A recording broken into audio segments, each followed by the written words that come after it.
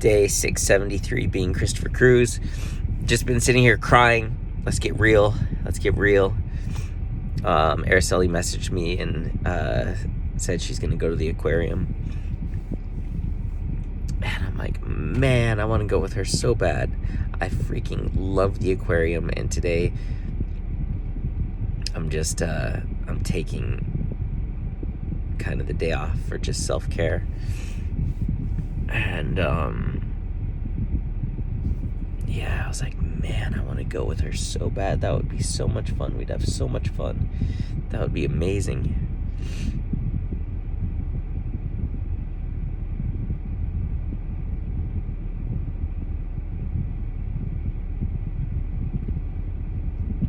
And I really didn't want her to go by herself or to feel lonely or anything like that, because I know that feeling. Yeah, that was. And then I just started writing all this stuff, and when she said something, God just gave me this message that in her loneliness she will find me. And yeah.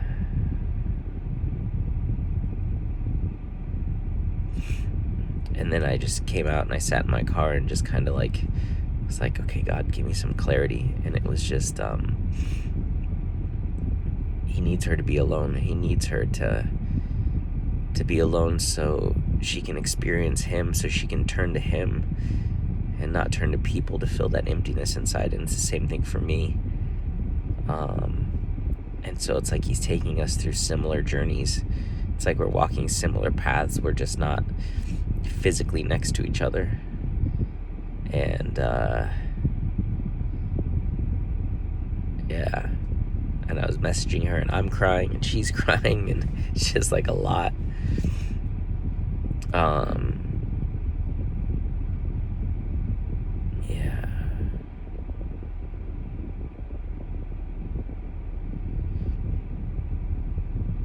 And then in the middle of that conversation, she sends me a picture of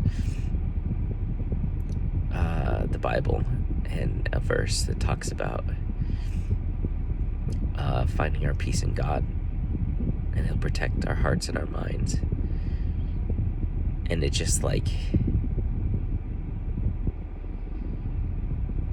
it makes me so happy that she has that Bible to turn to whenever she needs to, for guidance, or if she's not feeling good, or it's just like the best feeling in the world to know that, like,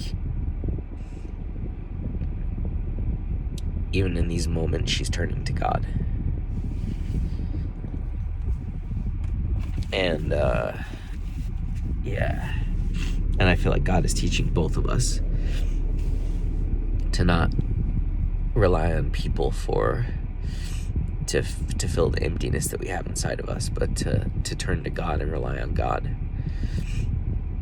And but yeah, to see that she's sending me that, and she's starting to send me more stuff about God, is just like,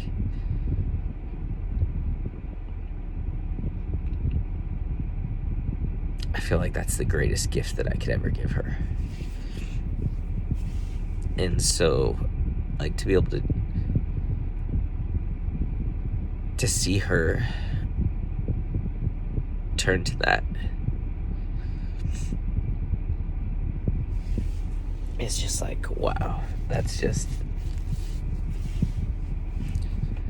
the best feeling.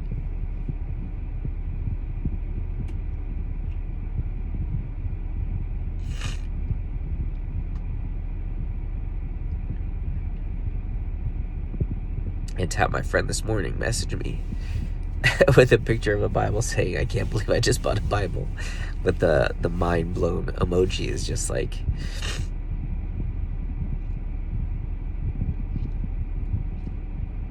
I've never felt such an amazing feeling.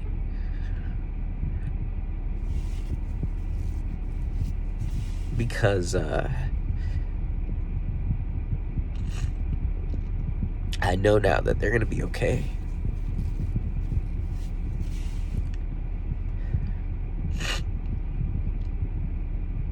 Like God has them now. And to know that people that you love are going to be okay is like the greatest gift you can ever get. And so, two people that I love and care about deeply that have had a huge impact on my life, both in the same day, are sending me pictures of the Bible or Bible verses. And it's just like, man, that's all I want for the world.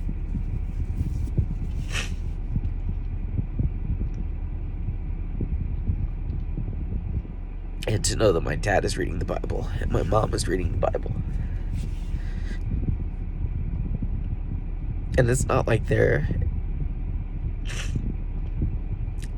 just reading a book. They're pursuing God. You don't read the Bible to read a book. You read the Bible to pursue God. And the Bible says that Jesus is knocking on the door, waiting for us to open it. And the moment you open that book, you open the door. And so it's just it's the most fulfilling, amazing feeling ever to know that people that I love are turning to God, because I know He's going to take care of them. And that's all you want for the people that you love. You just want to know that they're going to be okay. So, yeah.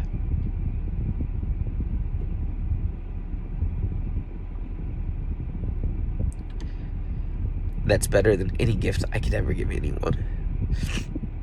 Not $1 million, not a house, not a car, not a job.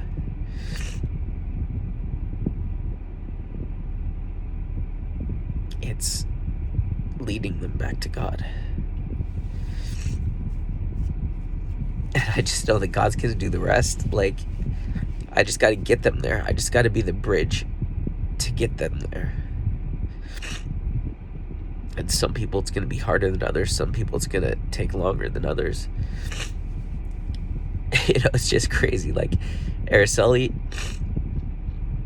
it was months of talking in the beginning.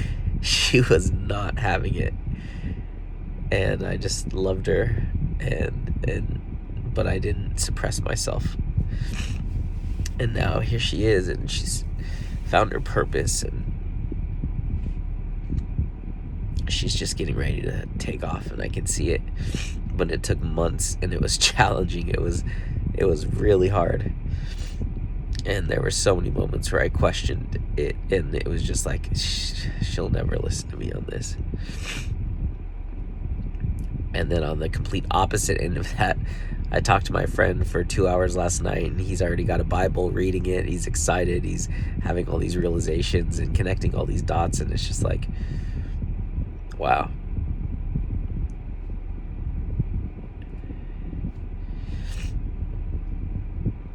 But I have never in my life felt something as fulfilling as what I'm feeling today. Knowing that two people that I love are turning to God. Not to me. They're not turning to me. I don't want people to turn to me. I'm just a person. I can't fix them. I can't help them. I can't heal them.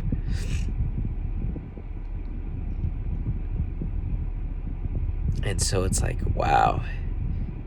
I don't take this lightly at all. This is such a blessing.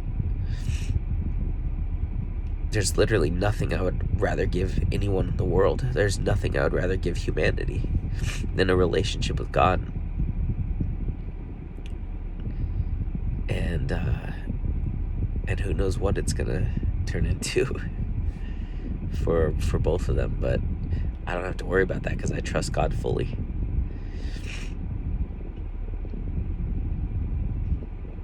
It's like God brought them to me and put them in my hands. And then I did whatever I did. Used my gifts and my heart and placed them back in God's hands. So I don't have to worry about them, the part of me that wants to control things wants to, worry and try to control that and whatever, but I know I don't need to. God's got this. So what a beautiful, man, a beautiful gift. A million times even more fulfilling than helping someone find their purpose. Because finding your purpose but not finding God is worthless. But finding God and never finding your purpose is everything. Now, if you can find God and your purpose, wow, you hit the freaking Powerball 100 times in a row. Like, dang, purpose and God together. That's truly living. So,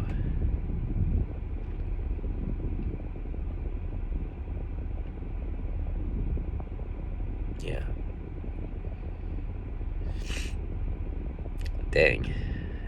Not what I expected today. I went into Starbucks to read. Didn't read a single sentence of my book or the Bible. But I did some other things. I found this awesome sketching course online. And I love sketching. And the kind of sketching the guy does is exactly what I want to learn how to do. It's like these sketches with pens, but a little bit's like colored in with watercolor, and it's like scenes of like cities and buildings and people and courtyards, and it's like I've always wanted to learn how to do that. And it's like messy sketch. It's not like perfect. It's just messy. And so I found that course, and it's like $9 or something like that. And so I'm really excited to do that. I have everything I need. I just need a little sketchbook. So I'm going to go to Hobby Lobby, because I love Hobby Lobby. That's like my favorite store in the world. So creative. And I'm going to go there. And by the Hobby Lobby is the place where I can get my car washed, where they have like an air blower, so I can like kind of detail this thing. Because that is self-care, like taking care of my car, making sure it looks good, it feels good when I get in, is important. So they happen to be right down the street from each other, so I'm going to go do that. And I'm going to get a cheap little sketchbook, and I'm going to watch some of that course. And then if I feel like I'm meant to go to the service tonight at church, then I will. If not, then I'll just sketch or do whatever. So man, this is why you gotta follow. You gotta be obedient to God. He's just gonna bless you beyond belief. I had that call with my friend last night, and it was just clear. I need to pause. I need self-care. And if I would have gone into church today, that would not have been self-care. And as hard as it was, and as guilty as I felt or whatever, I didn't go, and it led to having this amazing experience and breakthrough that is like worth the world. Like what I just felt right now gives me the deepest level of conviction that I've had up to this point of leading people back to God, and why it matters so much, because I know people are going to be okay. And yeah, so there's a new level of conviction that I didn't have before today. And when I was walking out of Starbucks, there was a homeless guy, and he walked out, and we walked out of the bathroom at the same time. He held the door for me, and then he walked outside, and he's like, "Man, it's hot." I'm like, "Yeah, it's crazy." He's like, "How hot is it?" And I looked it up. It was 94 degrees. He didn't have a shirt on, and he's like, "Oh man, I've had pneumonia, like something." And I was like, "Oh man, that sucks." And I knew I was supposed to pray for him, and I didn't. And it's like, I want to have the courage to to listen to him in all areas, to be obedient to him in all areas. Like when I know in that moment that I'm meant to pray for that guy and I don't, it's like, all right, okay, next time I need to get more bold, I need to get more courageous. And so these moments are just significant. And yeah, God is working on me. He's working on me. He's going to town. This is crazy. But it's like the thing that I really did is I surrendered.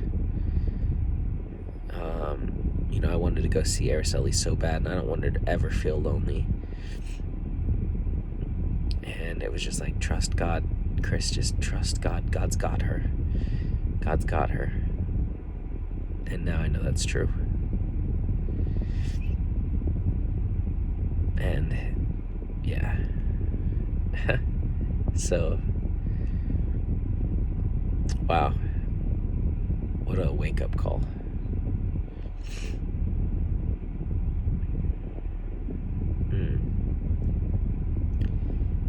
And I think this is a huge reason why I need to force myself to pause and have some self-care, because I need to be good. I need to be good if I'm going to fight for people, and if I'm going to stand for people, if I'm going to do all these things. I need to be in a good place. If I'm worn out, what good am I to anyone? Like, I'm not. And so I just have to realize, like, I need to make sure I'm good so I can be who God created me to be for other people. Because if I'm burnt out, if I'm tired, if I'm eating like shit, if I'm not taking care of myself, how much impact can I really make? How much of a difference can I really make? How many people can I truly help? It's like the whole analogy of, if a plane's going down and all the oxygen masks drop, you can run around and put the oxygen masks on everyone else, but you might get to 5 or 6 people before you pass out because you don't have any oxygen. Versus if you put your mask on first, you can put a mask on every person in the plane. And so it's like, that self-care is so important. It's just never been part of my life, which is why I've struggled so much with my weight and my health. It's just never been a priority. I never learned about self-care. I learned about self-suppression. And so, yeah. But this is amazing. So amazing. So I want to go draw. That's what I want to do. And I might get